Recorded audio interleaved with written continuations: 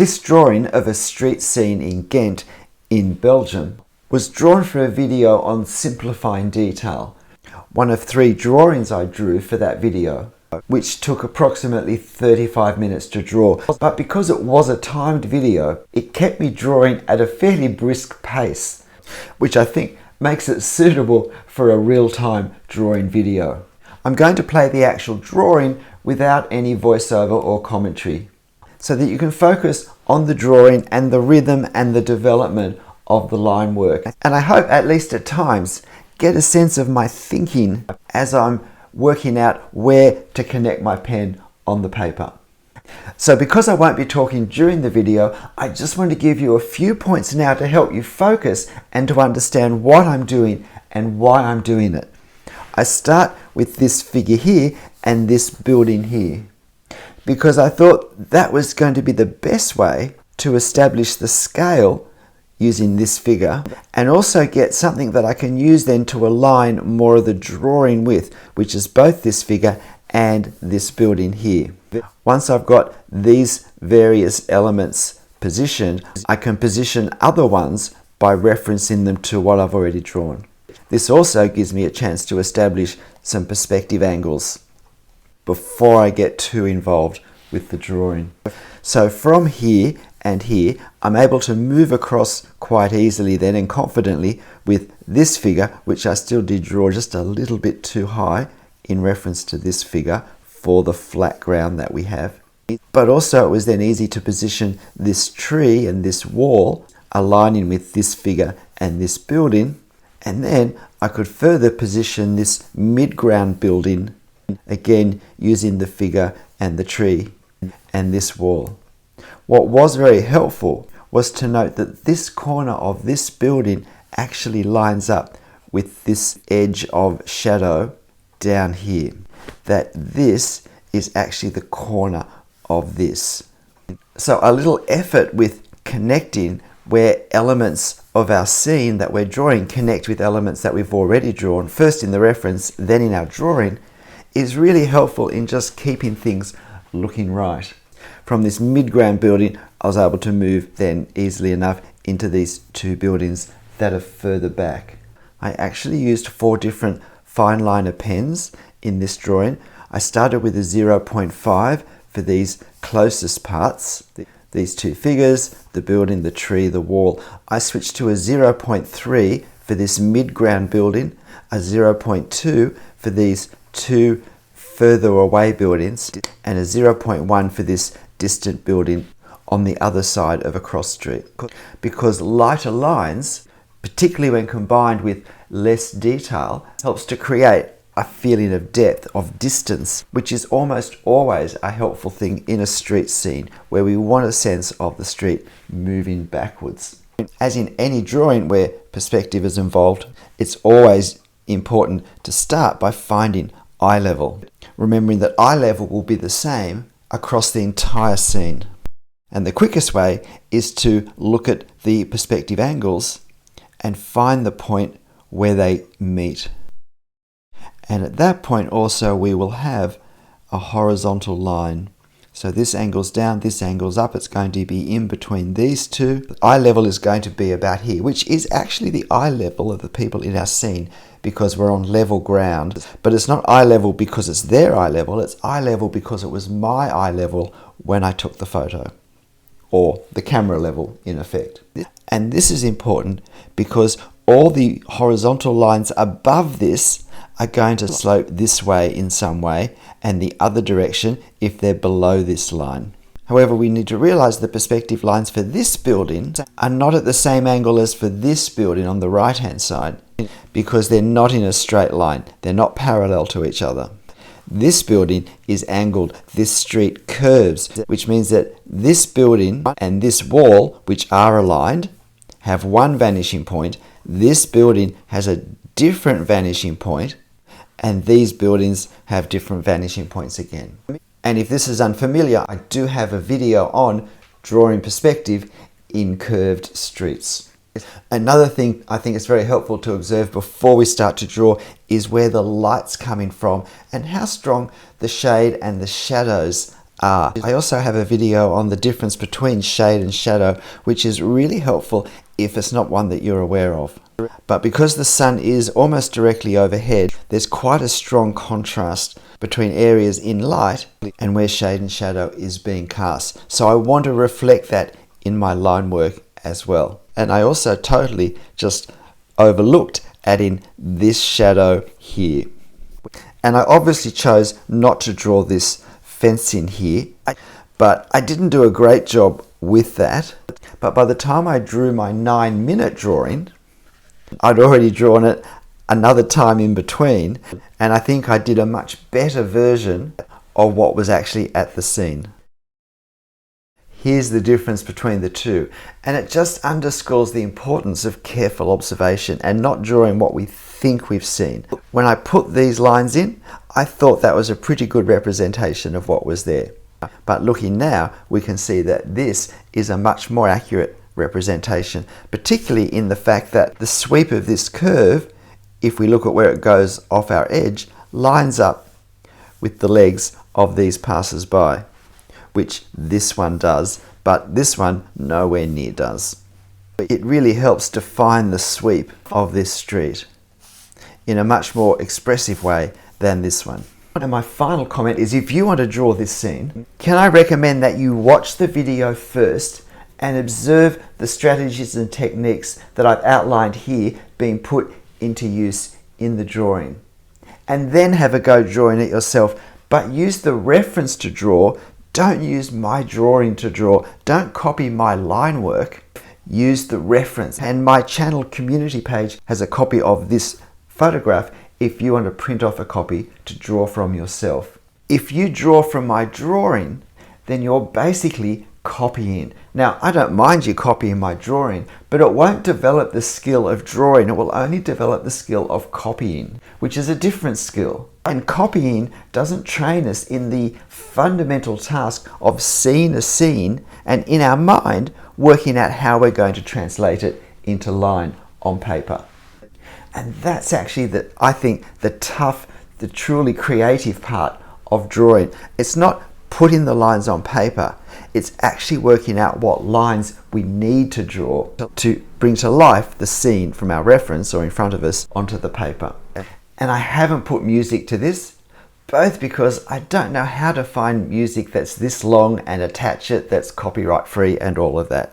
But secondly, even if I could, you would probably find the music I like somewhat dated and irritating. So maybe find some of your own music to play in the background before we start. But let's get to it.